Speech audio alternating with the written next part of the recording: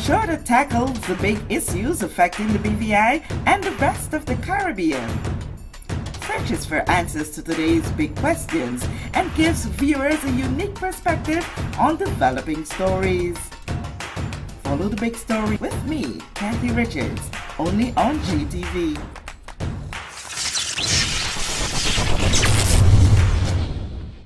This show is brought to you by the National Bank of the Virgin Islands, Cyril B. Ramney Tertola Pier Park, HOV Medical, and Digicel. Sign up for Digicel Plus Home Light bundles, faster internet, movies, and sports.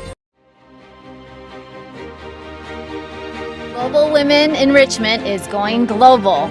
We are so excited. We have our Global Women Enrichment Conference happening in the British Virgin Islands in Tortola on March 22nd at Maria's by the Sea. The Global Women's Conference 2025 with the Mistress of Ceremony, Mrs. Chandria Turnbull, featuring keynote speakers Dr. Naomi Bloomer, special presentations by Dr. Arlene Smith-Thompson and Dr. Arlene T. Penn. Get ready for heart-touching moments with the likes of Charis Hoyt, Samis Donna Klein, and the one and only Brent Hoyt. A one-of-a-kind conference featuring roundtable discussions, live entertainment, eats and drinks, fabulous prizes to be won, and one person will walk away with a grand prize, a treat somewhere in the world. Get your tickets today from JNC Trading or Eventbrite.com. The 20s and the 30-year-olds, you are encouraged to come. You are definitely, it's something that you do not want to miss. And bring your friends, bring your co-workers. I mean, there's just going to be a lot of surprises, but it's all going to be great stuff. We look forward to meeting you.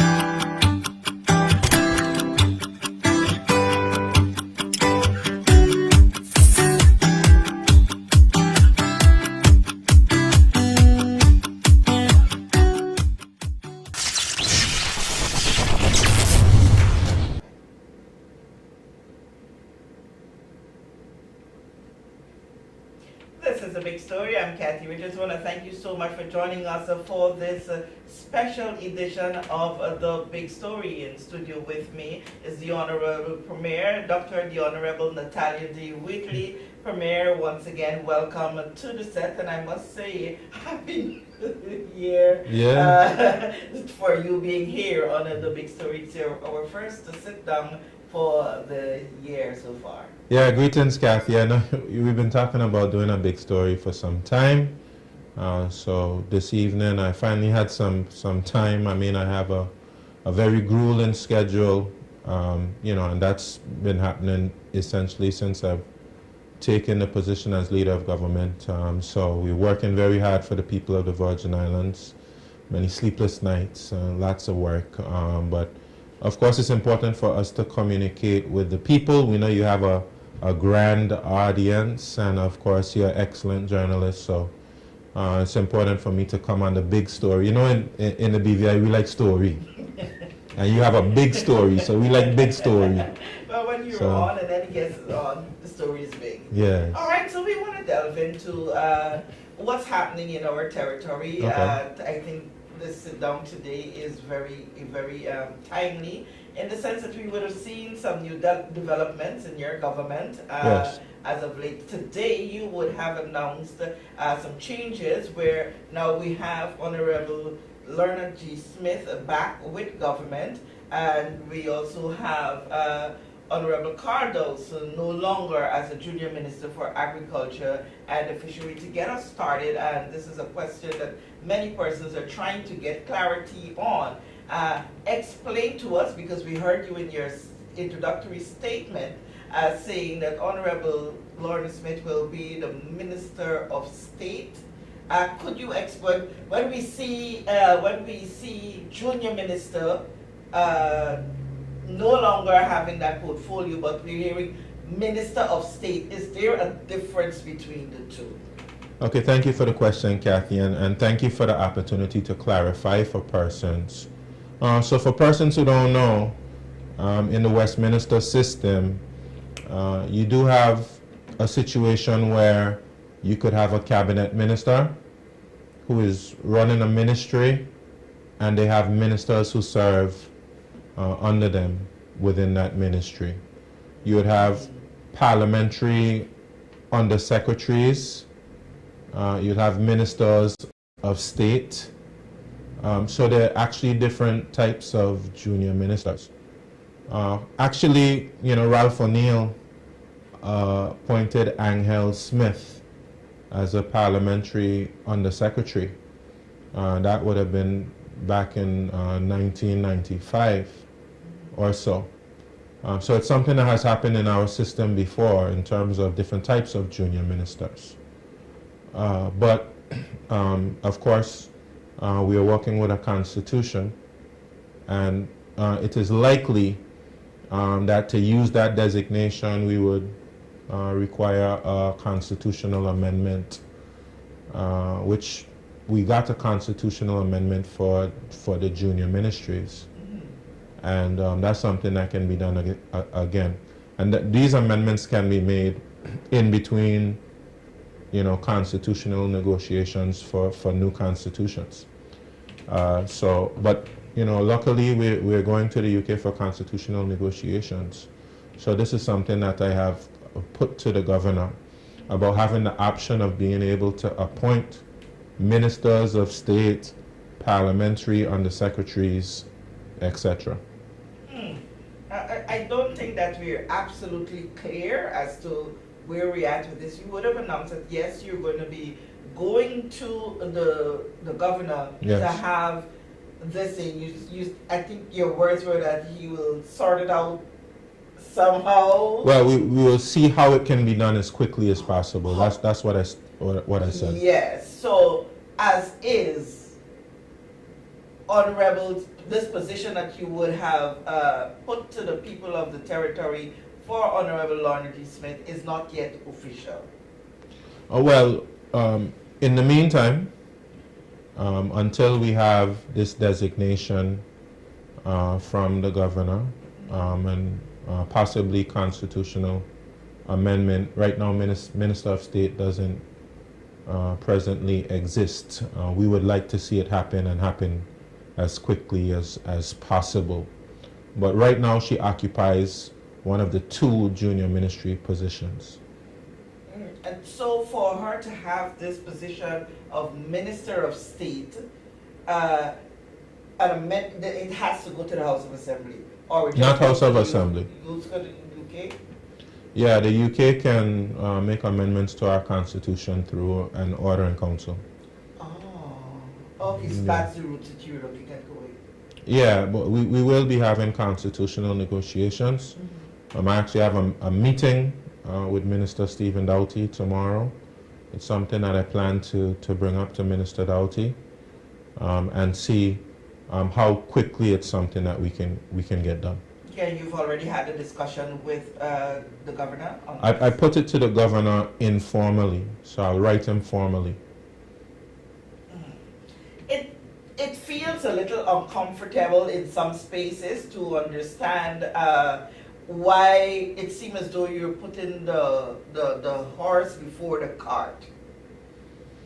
You mean in terms of the position? Yes, you've named the position. Yes. You've brought back on. You did not say that she is now she's occupying a junior minister's portfolio, but you would have said Minister of State, and you will be approaching the governor.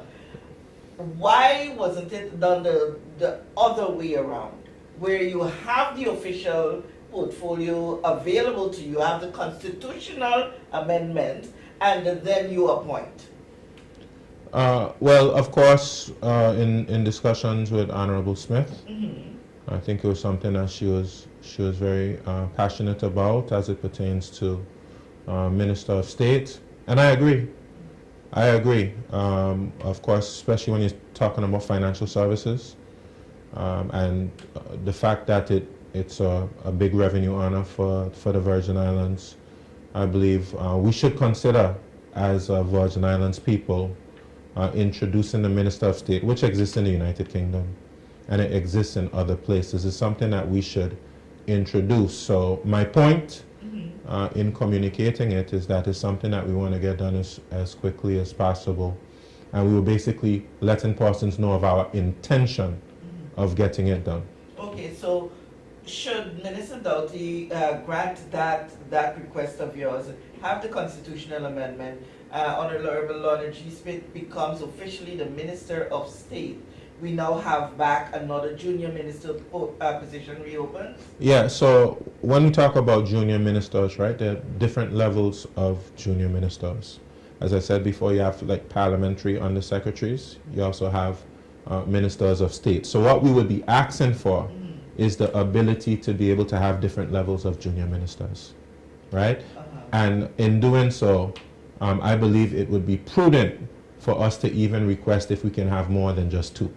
Okay, all right. And once you are successful with this move, what are the exact roles of Honorable Smith as the Minister of State? Does she sit in cabinet at any point and in a decision-making capacity? Yeah, she's not a member of cabinet, okay, because we only have 5 ministers who are members of cabinet. But as I said today, she would be invited to cabinet to be able to discuss matters as necessary relating to her portfolio. But as it pertains to the members of cabinet, that will remain 5 ministers until we do a boundaries commission where we will introduce 2 additional members to the House of Assembly. Then we would be allowed to have 1 more minister in cabinet. So that would allow us to have a 6th minister in cabinet. But of course, cabinet has the ability, I have the ability, and the chair of cabinet has the ability to be able to invite individuals to cabinet on a as needed basis. Needs be basis. Yes. Okay, understood. The other question that is very right out there: why Honorable Dawson as opposed to Honorable Luz Hart-Smith? I don't think it's important why one or the other, because the role that Honorable Dawson will be playing is an extremely important one, because of course, as I said in my statement, we are seeking to move a resolution in the House of Assembly for him to become Deputy Speaker. And I certainly think that he would be excellent in the role of Deputy Speaker. And of course, traditionally, the Deputy Speakers have been on the government side. We had somewhat of an anomaly. This time, of course, only having 7 members to form a government, 5 cabinet members, and then 2 junior ministers. Those junior ministers could not serve as Deputy Secretary. So somewhat Deputy Speaker. As a Deputy Speaker. So somewhat of an anomaly. So it's important for us to be able to have a Deputy Speaker who can help us to move the agenda of the government along. And I want to thank Honorable Carol Dawson for putting country above self and moving that and being able to, see that that Deputy Speaker position is needed on the government and putting himself forward to be able to do that.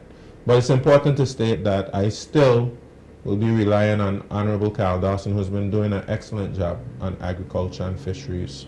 I'm still going to be relying on him to assist me with that portfolio as my parliamentary kind of focus for agriculture and fisheries matter. That ministry seems to be at a snail pace when it comes to looking at any development that would have taken place in the agriculture sector. And we are looking at what's happening on the global space, and agriculture is one that you also campaign heavily on. Yes. And so far, I don't think that the territory is comfortable that enough is being done to take us to a better place of self-sustainability when it comes to agriculture. Actually, we've gotten to breathe some life into agriculture in recent times. So we are moving to break ground on a reservoir that's going into the hill in Paraquita Bay. We've also we've contracted a company to be able to complete the designs for the agriculture and fisheries complex. We have a grant program. We have training through the OECS. We've allocated lands. We're surveying those lands in Anegada and Virgin Gorda. So things are happening in the agriculture and fisheries space, but I would agree with you. It has been slow, and I'm not pleased about it. So I'm hopeful now that things are, like the wheels have started to turn, that we can gain some momentum and move forward with pace. We haven't spoken since we would have had the change in the economic space internationally. Yes. And given that, you were saying that you would hope, you're hoping that things will move forward, but do you see it as a matter of urgency that yes. you find measures to have things moving at a much faster pace? Yeah, and if you would have listened to me Saturday morning at the Agriculture Fair, that was my exact message. My exact message is recognize the urgency of this moment. We have tariffs and trade wars between the United States and Canada and China and Mexico and different countries, and food could get more expensive. In fact, just today I convened a meeting of several government officials to discuss what's happening in the world as it pertains to trade wars, potential for inflation. We also have wars, not just trade wars, but we actually have physical wars. Ukraine and Russia and Hamas and Israel.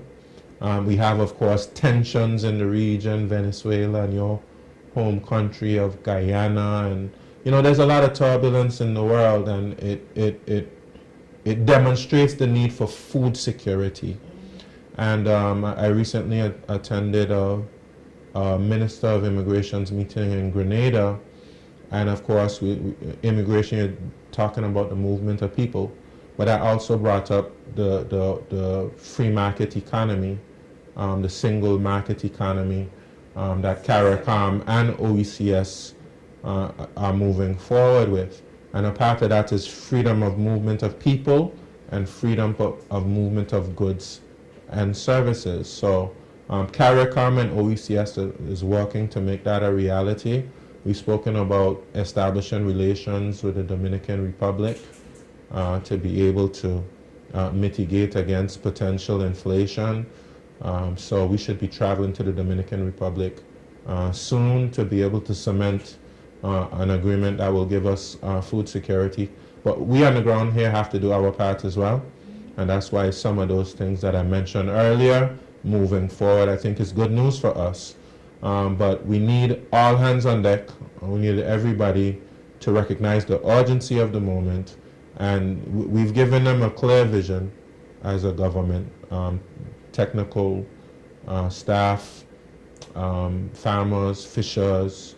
And it's for all of us to be able to coalesce around the vision and make it a reality.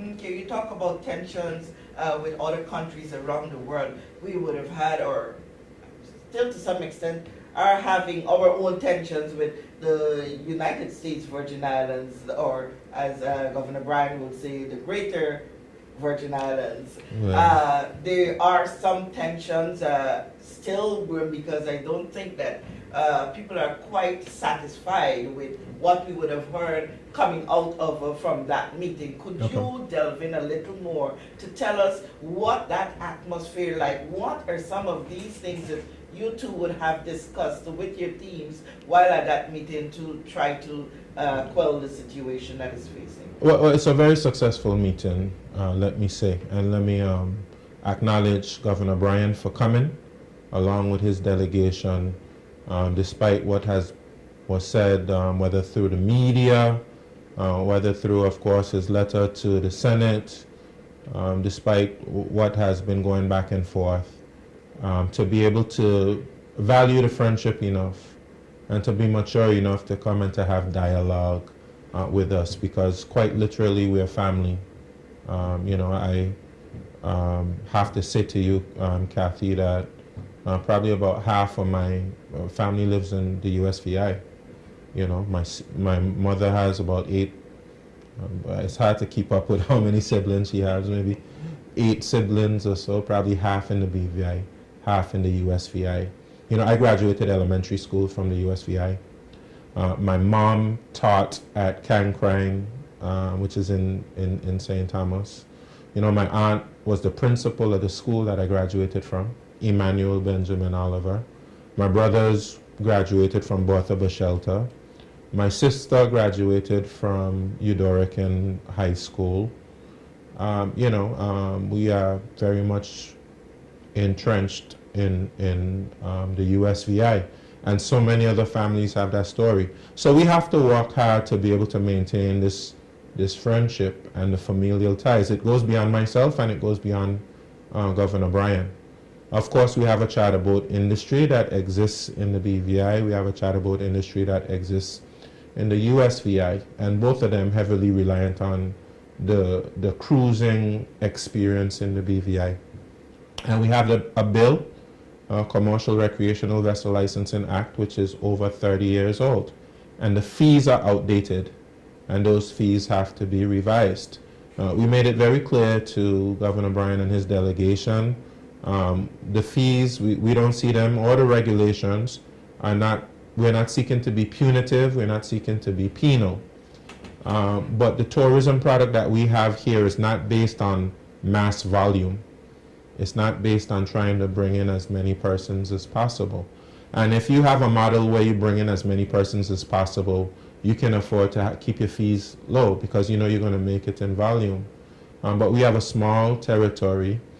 We have to make sure we keep our environment pristine. And it's advantageous to us to focus on a guest who can afford to pay more money. And we've already had some complaints about you know, the fact that we're getting a bit overcrowded. You know, it would be the same complaint persons would speak about as it pertains to cruise passengers. So we know that there's a balance that has to be struck. So sometimes you have to pay a little bit more for the experience because, of course, we have to be able to balance our budgets.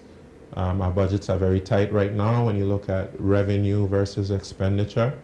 And our cruising waters, that's our gold, that's our oil. Those are natural resources that we have to rely on. We don't get any federal money, you know. Literally the United States Virgin Islands has received billions of dollars from the United States of America. We don't get that type of support, so we have to be able to take care of ourselves, and we have to make sure that those persons who choose to base in the BVI, with all of the jobs they provide, all of the economic activity they provide, that we don't place them at a competitive disadvantage and make it even more attractive to be able to base out of the USVI or any other place to run their business. So we put those things towards Governor Bryan. I think through dialogue he understood a lot better our position. We kind of had to break down some details. I think he understood, and we understood his position, of course. What was his position? You said you made it clear your position. What is it that he said to you that, listen, this is clearly my position? Well, obviously his position is, well, you know, it's a big jump in fees because the fees were very low and now they've gone up quite a bit. And we can understand that. It's almost like a shock to the system to see the fees go up, what most persons would consider to be almost like drastic increase in fees. And we understand that, and we're sympathetic to that. But part of what we had to explain is that even though that you see that our commercial recreational vessel license for our locally based vessels cost this amount of money, let's say for instance it costs $4,000, right? Which is an increase from what they paid in 1992 to now. Okay, but our boaters have a lot more fees than you have in the United States Virgin Islands. United States Virgin Islands, they don't have like work permits and things like that. And Kathy, you would know, our work permit fees are pretty high. And we have lots of other fees that make doing business in the BVI pretty expensive.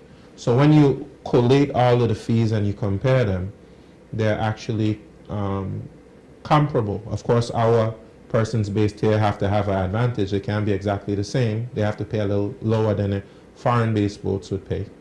But you know, we in looking at the fees, we thought that they were fair. Okay, and is he still holding fast to his position of taking the matter to the President of the United States, Donald Trump? What we agreed on was that we're going to present them with all the information. Some of the information they didn't know. They wanted to see this information for themselves, so we're preparing the information to be able to share with them. And we are willing to make some concessions. For instance, we have what's called day trippers. These boating operations that would leave from places like the USVI, spend the day on the BVI side, and then they go back to the USVI at the end of the day. Actually, in 2024, we had record numbers, right? I should say that, just shy of 18,000. Most day trippers we've ever had in the history of the Virgin Islands, which is good. And that business is very important for Jas Van Dyke, all of the people who go down to White Bay, go down to Great Harbour by Foxy's, etc. That business is very important for Jas Van Dyke, not just Jas Van Dyke and Virgin Gorda and Norman Island and various anchorages that we have here. We want that business to keep coming. And of course, those who do the day tripping operations, also there might be smaller operations. And so we're considering what relief we can give on the licenses, particularly for our day trippers. And then maybe one or two other concessions we're willing to make in the spirit of friendship. Okay, I want to make sure that we keep this within the 1 hour because I know that you have a tight schedule. Right. If we're to turn to the economic side of things, there seems to be this concern among the people of the Virgin Islands, of some sections, I should say, are quite uneasy in terms of how they see spending happening in the territory. How do you address these concerns? It is felt that you are not a master at spending economically. That's funny, Kathy. We've probably had the biggest budget we've ever had in our history. We've probably made more revenue than we've ever had in our history. We've probably had the most expenditure than we've ever had in our history. We have long-standing issues that have been gone unaddressed, like our airport, and you know, we've been doing a number of things in the territory which just really, as you know, other persons have not addressed. So you know, persons will be able to judge at the end of the tenure what they think about my leadership. I would say that, of course, I've taken the Virgin Islands through a very difficult period. We've had, of course, hurricanes, we've had pandemics, and then we had political instability due to the Commission of Inquiry. And of course, we'll be able to pilot the territory and the Virgin Islands through that period. So people will talk, but of course, can they walk a mile in your shoes? A lot of them can. A lot of them just interested in talking. But of course, every day I work hard, Kathy, to make sure that the Virgin Islands is a great place to live and to work. Yes, we have a lot of challenges.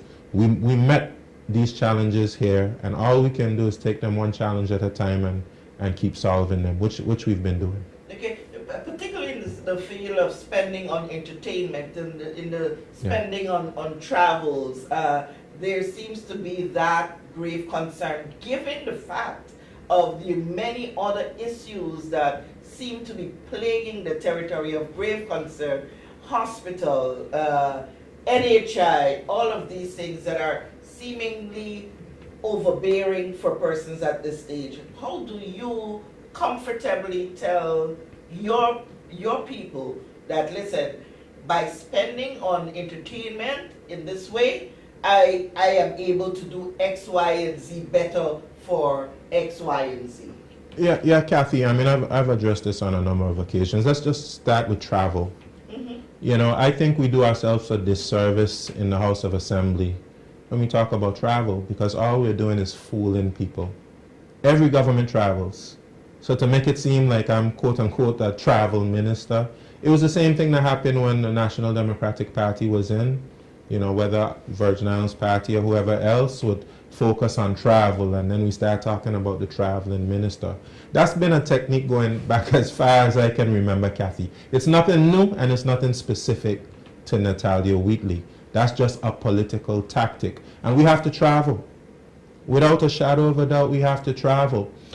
Kathy, financial services accounts for 60% of government revenue. That pays for our schools, the same hospital you're talking about, pays for the infrastructure and the roads. You know, I just took a trip to Asia. Don't you think it's important for us, if Asia is where the majority of our financial services business is, that we make sure that it remains strong and vibrant? You know, it's important, Kathy, but persons prefer to play politics with things like travel. You know, when I travel, I'm not on a party. Actually, it's very tiring.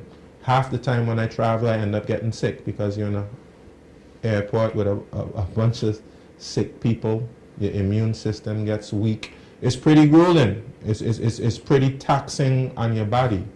But some persons from the outside looking in think that it's some kind of glamorous situation. We're working hard for the people of the Virgin Islands. And I make no bones about it. Travel is needed, and persons need to grow up and forget about those immature political tactics, because that's not helping the people of the Virgin Islands. Now, Premier, what's happening with the hospital? We would have seen a recent commentary by a citizen who was hospitalized, and some colorful stuff were said. Some real situations were brought to the fore. I'm assuming that you would have heard or would have been briefed on what was said. What's happening with Dr. D. Orlando Smith Hospital? Kathy, let me address what you spoke about in terms of entertainment before I go by the hospital. Of course, persons will be able to witness this weekend the impact of entertainment tourism on the Virgin Islands. When we talk about entertainment tourism, we talk about what happened with the Buju Banton concert. We're speaking about what happens with our festival, and we're speaking about what happens with events like the Vibes Cartel concert, which is coming up. You're going to find people flying in, and persons would be able to know by now that persons are filling up hotels, they're filling up Airbnbs, they're filling up villas. Some persons can't even find a place to stay, so they're staying by family members and friends. They're going to rent cars, they're going to spend money. Yes, they're going to pay environmental levy, they're going to pay departure tax, and they're going to support our economy. Now, if you think about tourism, this is what tourism is. I mean, somebody explain to me what tourism is if this that's happening on the weekend is not tourism. It's not a new technique, it's a technique that persons use throughout the world. If they think that the Virgin Islands government is the only government that's putting money into music festivals, you know, they're fooling themselves. So of course, I'm going to stand by my record. We're going to grow tourism. We're going to grow the amount of visitors that we had. 2024, we had the second most visitors in our history. And let me say to you, Kathy, the numbers will speak for themselves. You know, we had the most day trippers ever. We had the most cruise passengers ever. We had 305,876 overnight guests. And that's the most that we've had since we've gone through the hurricanes and the pandemic and all of that. So, you know, we're going to continue working our strategy, and hopefully when it's all said and done, people in the Virgin Islands will understand what we're seeking to do. Okay, before you go to the hospital, as I had put it to you before, continuing on the internet, you feel comfortable that the amount of money that you would have pumped into the show for this weekend is justifiable? Yes, absolutely. Persons maybe don't understand what it costs to put on these events. But if you want to have the events, they have to have a certain level of government support.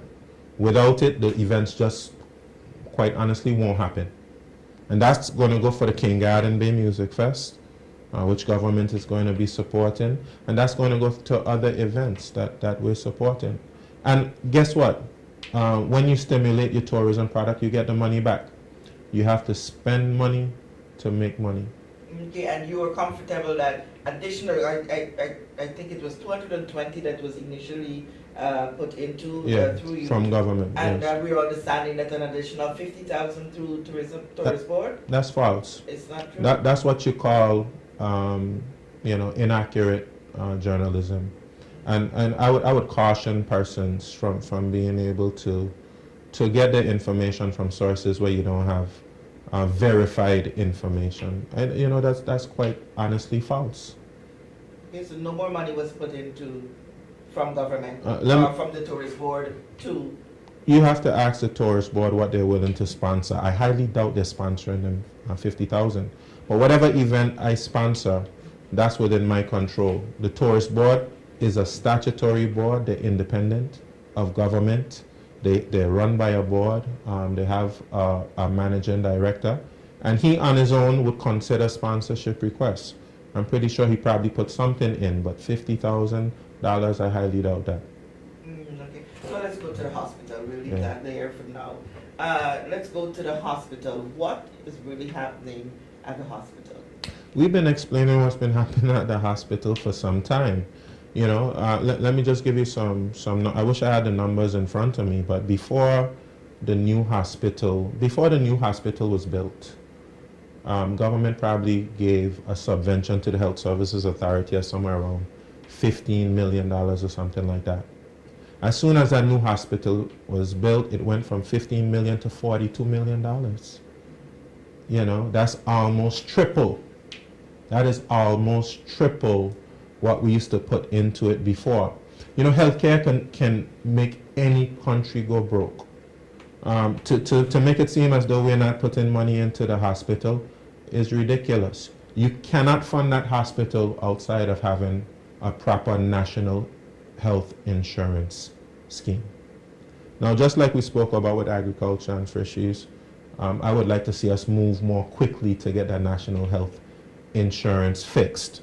But you can see what that national health insurance is doing for persons in the private, for quite some time, in the private sector. about making fixing NHI a priority for a while now. We've been saying make this a priority. Let me just say that we've had some flux in that position as a ministry, and it's instructive when you have different persons in different. It's almost like you have to start over from scratch sometimes. Okay, but anyway, we were putting in $15 million. It's gone up to $42 million. The members of the private sector, we built a hospital, very expensive to run, right? We introduced a national health insurance, which benefits the private sector more than it benefits the public sector. Part of the problem we have with the hospital is that they get a global figure. That 42 million is not in exchange for any services or goods they provide. Okay, when the private sector charges, they charge national health insurance per service that they provide. That's not what happens with the hospital. No matter how much service they provide, they get the same figure. And that just doesn't make any sense. And that's something that we have to fix. So Minister Wheatley has made efforts since he's been in the seat to be able to get it fixed by getting the contract committee up and running. He also has prepared amendments for the National Health Insurance legislation to be able to go to the House and make some amendments to make the public institution benefit more from the National Health Insurance. And I'll say to you, these are all problems we met here. Persons think that the challenges which are happening with the hospital just started. Well, think again. They've been happening for some time. And it's for us who are in here to get them solved. And we don't run away from that responsibility. But nobody's going to make it seem like they started under our watch. No, they did not. These problems started in terms of our transition to a new hospital and to our national health insurance. And we're going to get both of those things fixed. So what are you doing today to say to the people of these Virgin Islands, here we are at step A, B, or C in addressing the national health insurance. But the minister is giving updates all the time. The question is, do we listen when he gives the updates? He gets up in the House of Assembly, speaks about it. In fact, you know, we can always do more, Kathy. We can always do more to be able to address the challenges of the problems. Minister goes, he has public meetings. You know, they're doing a strategic plan for the Health Services Authority. What persons need to do is go to those meetings. Give your input.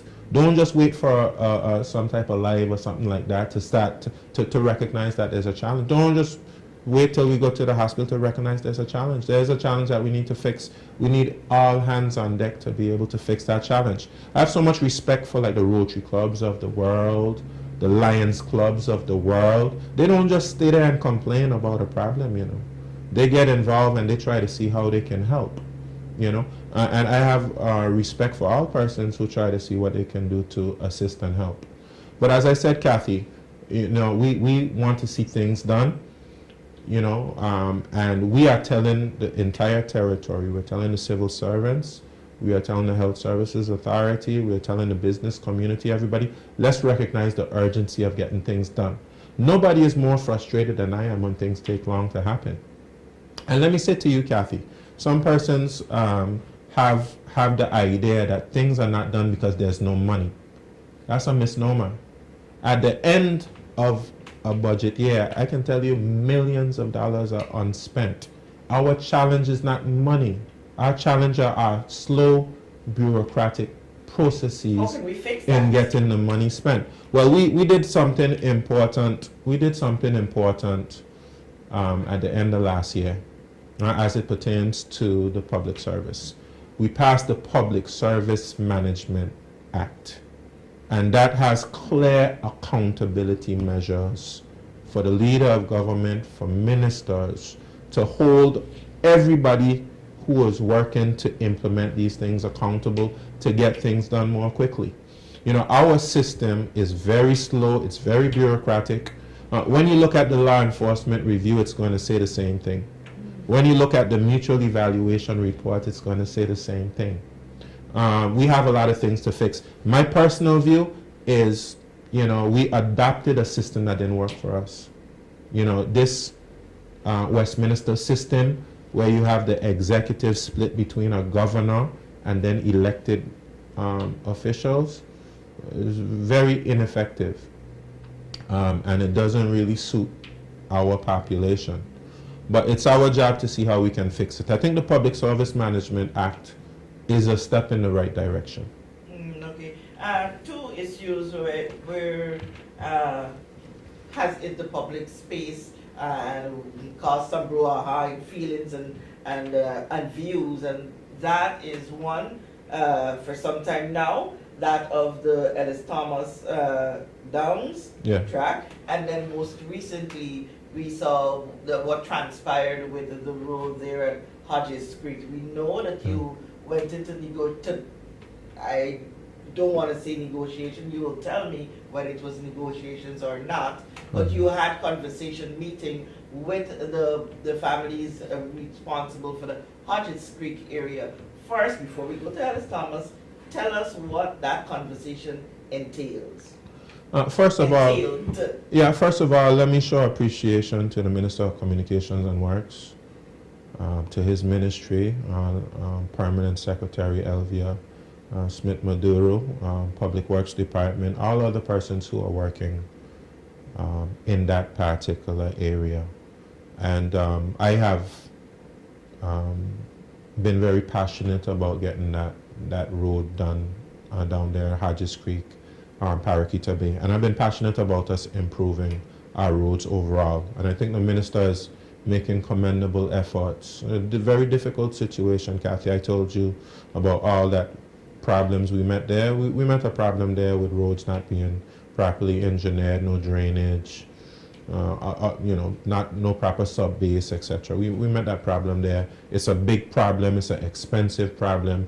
But the minister put his shoulder to the plow and he's been working to solve the challenge. Now, admittedly, that situation at Hodges Creek and Paraquita Bay it's taken a lot longer than I would have liked. We've had challenges, we've had design challenges, we've had wayleaf issues, and we've had various challenges with that road. The only thing I can hope for is that it's been a learning experience for us, so that when we move on to the next project, some of those issues we would not have faced, and we'll be able to execute more efficiently, more effectively. I want to apologize to the public as it pertains to, of course, it's difficult on the persons, especially those persons who live in the Paraquita Bay and the Hodges Creek area, some of those persons who don't drive, who rely on the taxis to go back and forth, and it's been tough on the businesses and the community. It's been tough, and I really want to sympathize with those individuals in the area. But what I would say to the public is that, we will finish. We will get the job done eventually. At some point, I see that they've made some progress even today, in terms of getting ready to do further paving of the road. And I just want to express my appreciation for those who are doing the work and those who are being patient with us. As it pertains to the child wells, I think perhaps what was required was more communication. In what sense? What people seem not to understand is this road is one that has been there for decades, been commuted. Government is now repairing, resurfacing, redoing the road. What was the challenge between the two parties? No, you would be surprised how many public roads are on private property. Understood. You would be surprised, and I think we just have to ensure we go through the correct process. What is the correct process? Some instances. For existing roads. Sometimes, for instance, it might be a matter of compensating persons. For if you take private land away to do a road, you have to compensate persons. Sometimes persons may not even want compensation for the road. They may just want you to be able to have a conversation with them. So I think, in case of the child wells, it was... Yeah, I think with the child wells, it's just a matter of communication. And as I said before, as it pertains to executing projects such as this, hopefully we will learn from the process. And then when we have situations like that in the future, where you do your surveys and you recognize that you are encroaching on private land, you go through your process. You reach out and then you engage persons and have a reasonable conversation about the situation. So, unfortunately, it got to that stage where, of course, they put the poles in the road, etc. But I think really what they were looking for, and I really, I don't blame them. I think they were seeking to get the attention of government, and of course, some of these things we as officials are not aware of until we see something like that happen. So anyway, they got our attention, and we were able to have a good-natured discussion. And let me just say about the child wells. I know some persons may have gotten on their case when they saw that, but they're really good, patriotic people, excellent business people. And they're one of the patriots, carrying our economy. And I have nothing but love and respect for the Childwell family. And I want to thank them for being so understanding, despite the fact that perhaps we could have communicated a little better. Okay, so you make it emphatic there was no money situation there. Nothing to do with money. That had nothing to do with money. On the other hand, Ellis Thomas Downs. Yes. This one, right now, probably it's a goat farm or a donkey farm because of how high the grass is there. And we are hearing nothing about what's happening there. Well, that situation is at a standstill. We were not able to come to an agreement with the family, unfortunately. We were too far apart. So I would say, we remain open to ideas. Some persons have said, let's put the track here, let's put the track there. But those discussions remain fluid. remain fluid, meaning that you are still in negotiation? We heard No, Honorable Fraser saying that something's got to be done. Yeah, we remain open to discussions if persons have suggestions, proposals. You know, we open to dialogue. At some point, what I'll perhaps do is I'll have a meeting with all of the persons who have interest in horse racing, and we can see if we can, you know, have a path forward. And that has no deadline, no timeline to it. Well, it's you know, I know when we get around the time when we have horse racing traditionally, everybody starts to I guess say, what about the track? So I would say it would behoove me to be able to see if we can have those discussions, you know, before our traditional August Tuesday, when of course everybody would be looking, and of course we have Easter coming up where we had Easter races as well. So I would, it's a lot of things on the agenda I would have to say, but of course that's something that I would commit to get done. Okay, it would be remiss of me to have this conversation come to a close without addressing matters concerning the sister islands. Yeah. Let's start with Virgin Gorda. Yes. We did touch a little bit about the Dr. D. Orlando Smith Hospital. Nothing has been said about the development of the North Iris O'Neill facility over there, and to top that off, the North Sound Health Center. I recall vividly the discussion that took place when we had a big meeting over there, the big community meeting over there to address the issues that surrounded health care. Promises were made that things were going to get moving for the North Sound Health Facility Clinic, as it is called, sorry. Well, Minister Wheatley has been working on this particular issue. I know when we had the budget, we did approve monies for, I believe, both North Sound and Nurse Iris O'Neill Clinic in the Valley. And I know, of course, not too long ago, we would have been there with the Recovery and Development Agency, who I believe will be managing the works. And they're very good about giving updates to the public and communicating with the public. So I expect very soon we're going to be seeing works executed. Like I said, Kathy, I mean, I wish I could just click my fingers and a lot of things which, you know, need to be done, we just get it done by a click of the fingers. But we have to go through the process. I think what we need to work on is see how we can get the process moving more efficient and more effectively. When you talk about the Recovery and Development Agency, what's the move there? Is that outfit still coming under? It's my intention to have a permanent agency. It's my intention to move that forward. And some people seem to think that, you know, for better execution and a faster pace of getting things done would be best put through the Recovery and Development Agency for expediency. What's your thought on that? Recovery and Development Agency has executed quite a number of works. They've been able to complete quite a number of works. Been happy about that. We do have some challenges in some areas I think we have to discuss, because every institution can learn from its errors, its mistakes, and do better.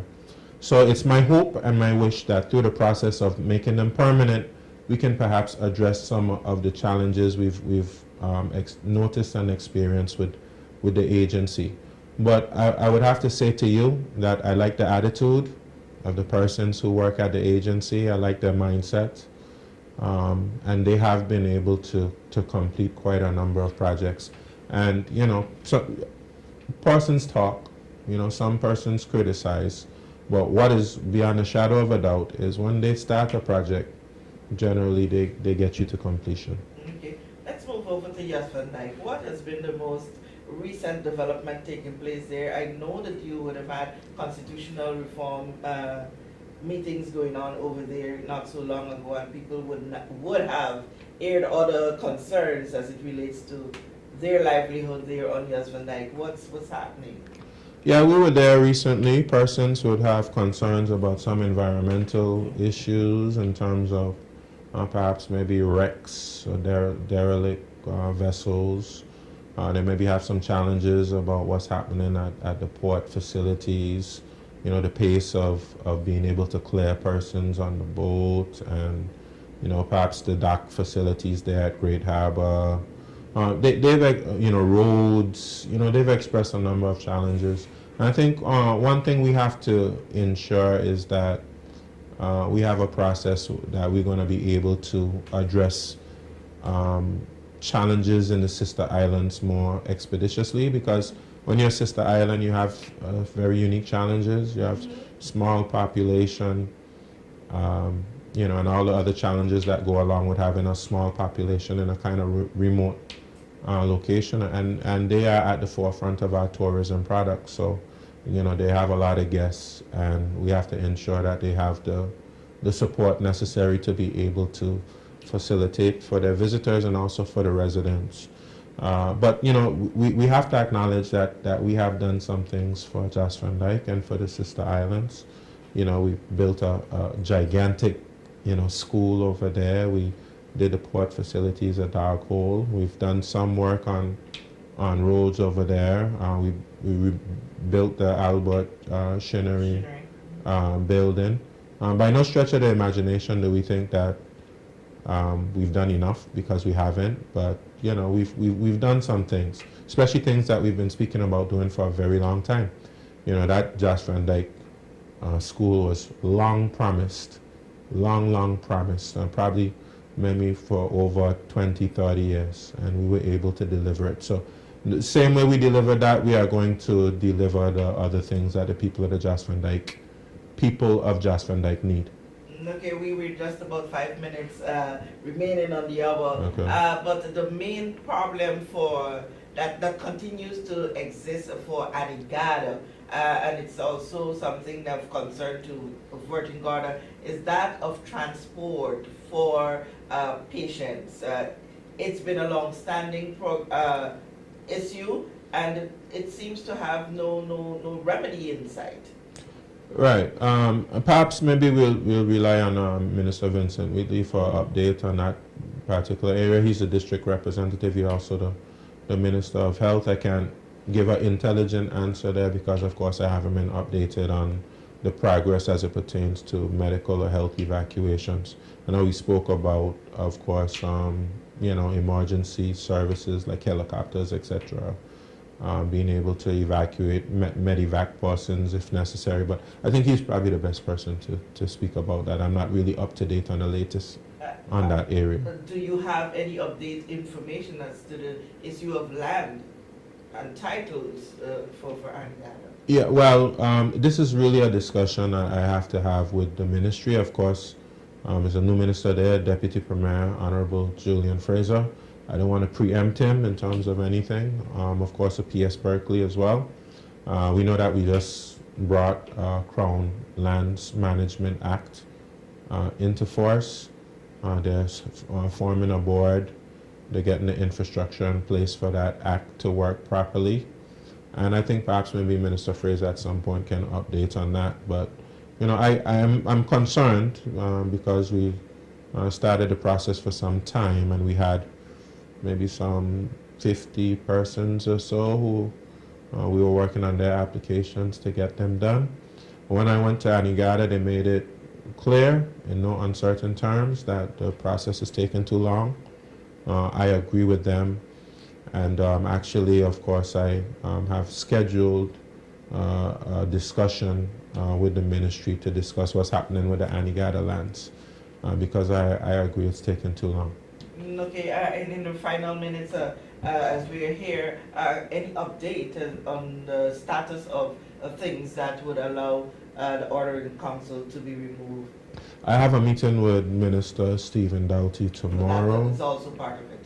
Yeah, and by the end of the first quarter, which is the end of March, we expect to have all of our assessments complete. The governor would have done his final report. We would have completed our self-assessment. A survey was completed. I think it had over 600 responses, which is good for surveys. And, so I believe some FCDO officials have visited.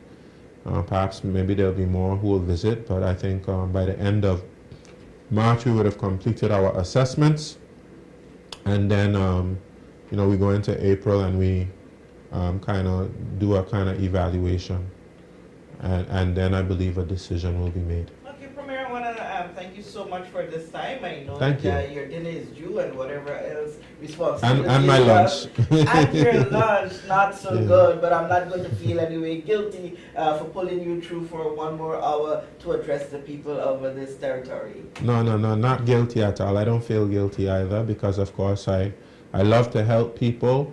I love being in the position where I can make change, and of course it's always a honor and a privilege to serve, and also to be on the big story, because we like big story in the Virgin Islands. We like a lot of story, small story, medium story, and big story. On that jovial note, Premier, I once again say thank you for your time, and to you, the people of the Virgin Islands and further afield who are tuned in, thank you so much. It's been a pleasure being with you.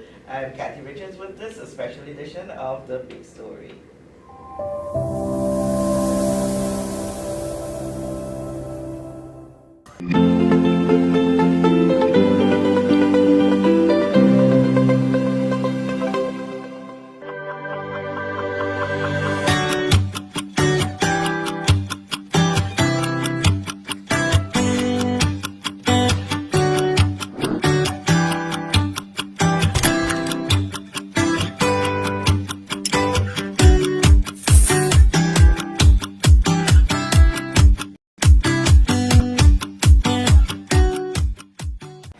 Dion Tudman. What's up, Tortola? The time has come again where I will be performing for you live and in concert on March 29th, 7:30 p.m. at the H. Lavity Stout Community College in the Eileen Parsons Auditorium. But I will not be alone. I'll be joined by some of your very own local artists. Just like the first days. March 29th, you are in for an unforgettable evening with Dion Tudman, joined by Javon Klein, Gabrielle Dene, and others. Tickets are just $50 for adults and $20 for children 12 years and under. Tickets available at JNC Trading and online at DionTmusic.com. So come on out and show your support, and I look forward to seeing you all there for an amazing, amazing musical evening.